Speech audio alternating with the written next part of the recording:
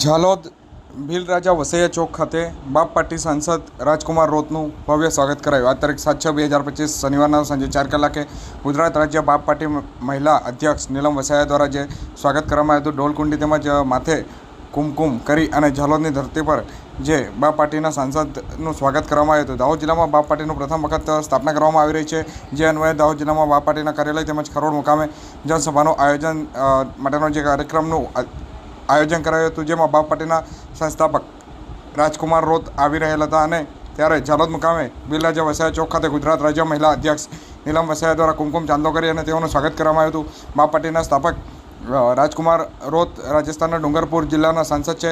તેઓ બાપ પાર્ટીની વિધાનસભામાં 5 સીટો આવેલ છે, તે પૈકી 4 રાજસ્થાનના અને 1 મધ્યપ્રદેશમાં છે અને બાપ પાર્ટીના સંસ્થાપકનું સ્વાગત ઢોલ કુંડી તેમજ ફટાકડા ફોડીને કરવામાં આવ્યું હતું। કુમકુમ ચાંદલા સાથે રાજકુમાર રોતની સ્વાગત પછી ભીલ રાજા વસૈયા ચોક ખાતે માલાર્પણ કરવામાં આવ્યું હતું અને ત્યારબાદ આ વિસ્તારની શોભા તેમજ પહેરવેશ એવી આદિવાસી બંડી પહેરાવી અને સ્વાગત કરાયું હતું અને રાજકુમાર રોતને મળવા માટે મોટા પ્રમાણમાં લોકો પણ ઉમટી પડ્યા હતા।